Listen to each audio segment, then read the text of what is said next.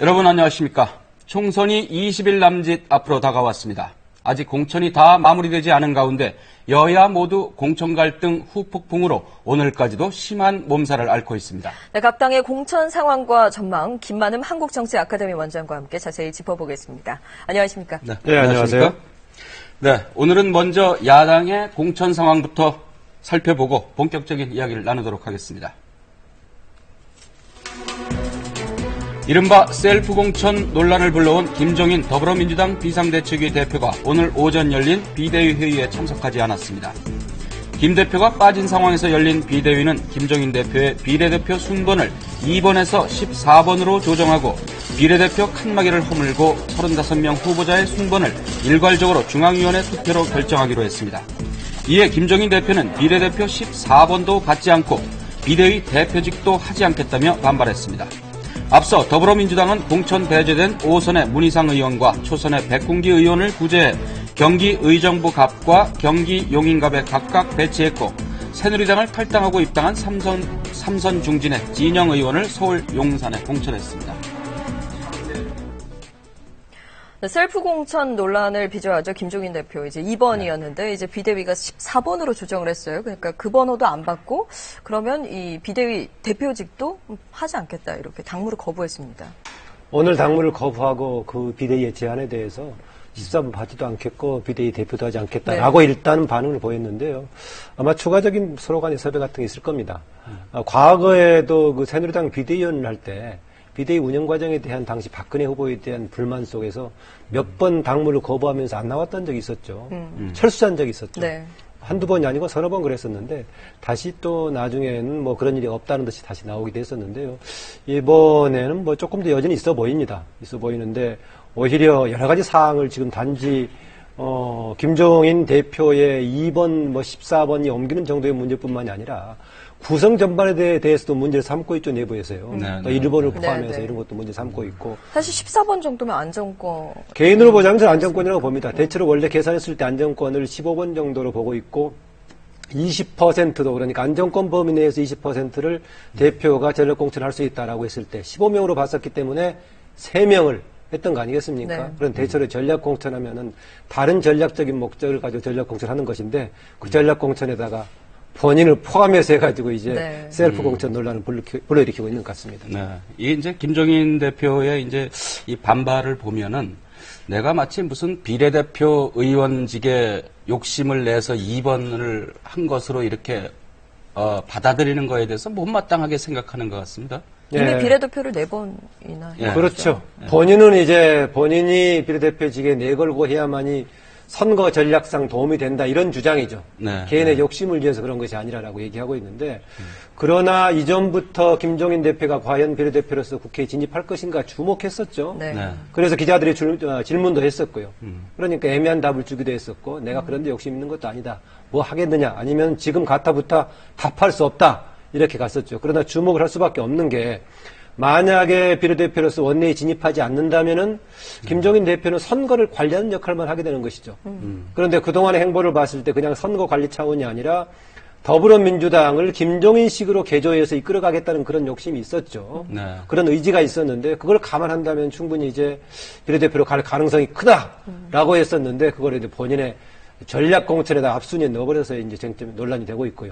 다른 문제가 없었다면은 그것만 가지고 문제가 쉽게 풀렸을 수도 있겠는데 전반적으로 비례대표 구성했던 사람들에 대한 정체성 논란이라든가 방향성 문제라든가 또 비례대표는 딱 1번 하면 상징이 있는데 박경미 지금 교수에 대한 비례대표 공천의 취지도 명확치 않아 가지고 복합적으로 지금 논란을 불러일으킨 상황이죠. 네, 말씀하신 대로 이제 비례대표 후보군 자체에 대한 말이 많지 않습니까? 특히 안정권이라고 생각하는 그게 지금 김종인 대표의 의도대로 이제 당을 끌고 가는 것이 아닌가라는 이제 비난 내지는 걱정의 목소리가 있는 건데요. 어떻게 보십니까? 오늘 확정될 수 있을까요? 오늘 중앙에서 논의가 될 것인데요. 김종인 대표식으로 해가지고 오늘 밤을 지나면서 내일쯤에 가타부타하지 않을 거라 봅니다. 그런데 이제 문제는요. 이게 시간이 없단 말이죠. 24일 날부터 25일까지 등록을 하게 돼 있고 그 적어도 하루 전쯤에는 정리를 해야 될 것인데 만약 시간이 남았다면 심지어는 당신 뭐 비대위 대표 못하겠다. 그러면 지도부 구성도 새로 생각해 볼 수도 있을 겁니다. 그런데 2, 3일 남은 시점에서 의도가도 못하기 때문에요. 빨리 결정을 해야 되고, 김종인 대표 일단은 오늘까지는 14번 받지 않겠다. 또 더불어서 비대위 대표도 그만두겠다라고까지 했기 때문에 빨리 결정하는, 수락하는 방향으로 결정한다고 하더라도 내일쯤 하지 않을까 느낌이 들고요. 그렇다고 해서 김종인 대표가 포기하는 것은 아닙니다. 오히려 저는 김종인 대표가 처음에 구상한 자체가 200% 제안을 했다가 지금 이 수정안대로 간다고 하더라도 거의 100% 가깝게, 아니면 95%, 5% 줄이는 이유는 조금 여론이 안 좋은 역풍을 맞았기 때문에 그걸 감안한다고 하더라도 이걸 수용해도 본인의 목적은 달성하는 거 아니냐, 저는 그렇게 봅니다. 네.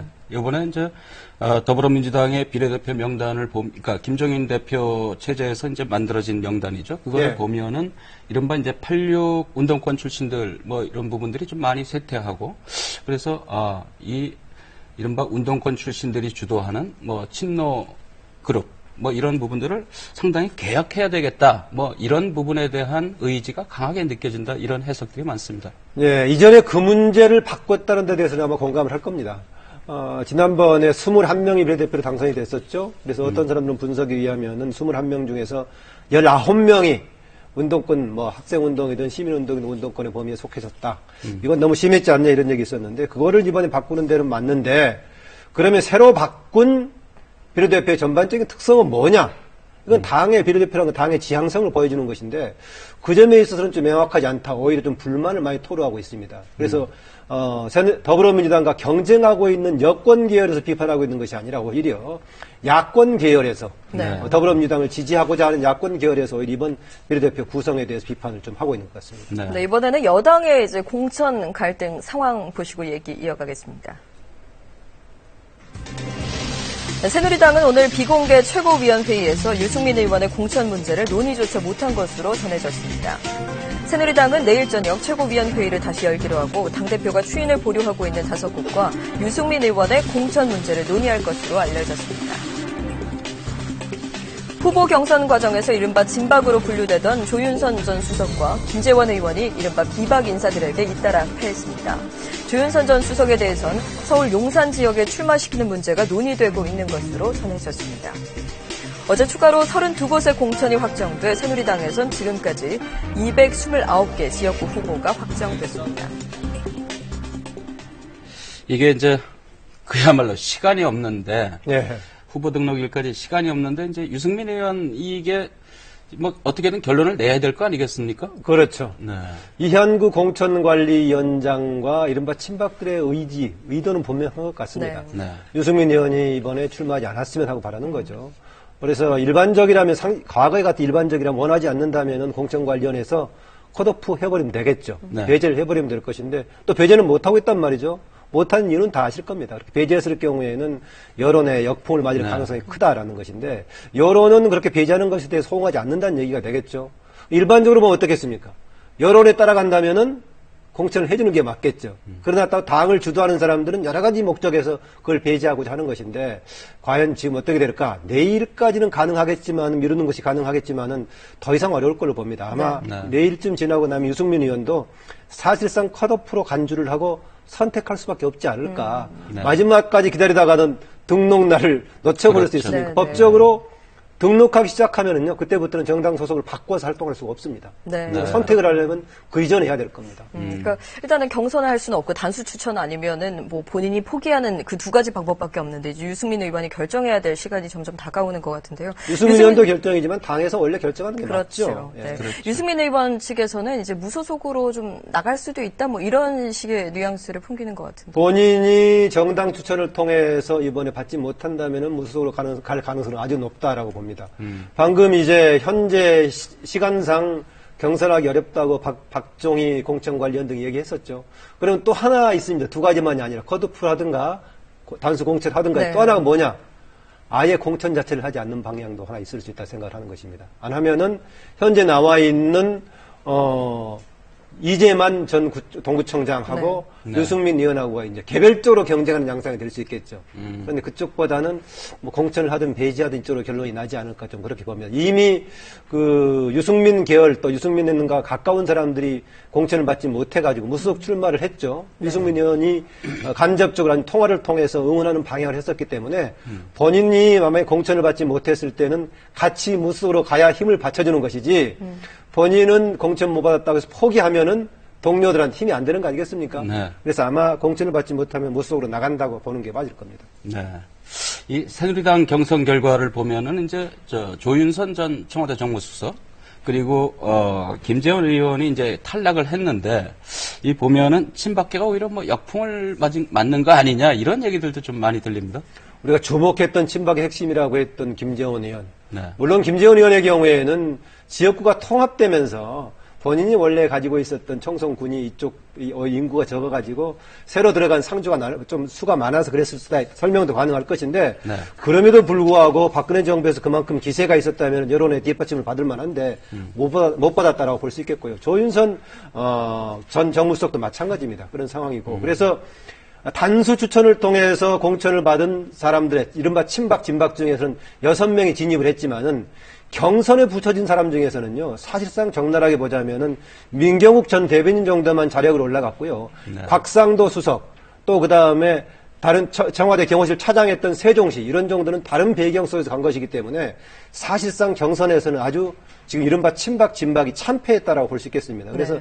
개별적인 조건이 있긴 하지만은 그런 논란 과정 속에서 여론의 도움은 받지 못했던 결과가 아닌가 그렇게 해석할 수 있겠습니다. 조윤선 전 수석은 뭐 서울 용산 지역으로 다시 좀 구제가 될 것 같은 분위기도 있던데요. 예, 조윤선 전 정무수석은 서초 의뢰에서 그동안에 비교적 경쟁력 있는 케이스 아니었습니까? 네. 그래서 새누리당 내부에서는 종로의 오세훈 박진과 더불어서 서초 의뢰에서 조윤선 이해우는 서로 아깝지 않느냐, 서로 재배치해야 되지 않느냐 이런 상황인데 결과가 이미 나버린 상태에서 옮기면은 그전 핸디캡은 좀 감안해야 될 겁니다. 네. 원래 조윤선 이제 전 의원이죠. 조윤선 정무수석은 여러 가지 뭐 장점도 있고 인지도도 있고 비교적 좀 호소력 있는 부분도 있는데 야, 또 탈락한 다음에 다른 지역구로 옮겨서 하면은 거기에 따른 뭔가 조금 부작용이 있지 않겠습니까? 아마 진영 의원의 대항마로 이제 당연하죠. 좀 그 유력한 진영 의원이 이제 새누리당에 있다가 네. 더불어민주당으로 간 케이스이기 때문에 대항마로 갈 것인데 본인이 가지고 있는 득표력에서 그 정도를 감수하고 해야 될 것인데 네. 그런 가운데도 과연 이길 수 있을 것인가 이건 또 봐야겠습니다. 네, 마지막으로 관심이 있네요. 국민의당에 대해서 짧게 한 말씀 듣겠습니다. 이번에 그 공천 결과 때문에 또 거세게 항의하는 그런 당원들도 있고 그랬죠. 네, 공천 진행 과정이 말끔하지 못했습니다. 준비성도 없고 경험이 없었기 때문에 그래서 논란이 있었는데 항의 과정도 있었고 신인 가산점제 적용 대상이 아닌데 적용해가지고 나중에 철회가 되는 상황도 발생했고 하는데요. 대개 그 부분은 오늘 정리가 된 것 같습니다. 다만 총선 일정 진행되는 과정 속에서 국민의당이 그동안에 그렇게 주목을 받지 못했는데 뭔가 새롭게 주목받을 수 있는 계기를 만들 것인가 이게 과제 같습니다. 그래서 이번 총선의 관점 포인트 중에 하나가 과연 제3당이 자리를 잡을 수 있을 것인가. 네. 결국 얘기하면은 국민의당이 제3당으로서 일정 수 이상 지지를 받아서 원내에 어느 정도 진입할 것인가. 이것도 하나의 관전 포인트가 아닌가 그렇게 봅니다. 네. 오늘 말씀 잘 고맙습니다. 들었습니다. 고맙습니다.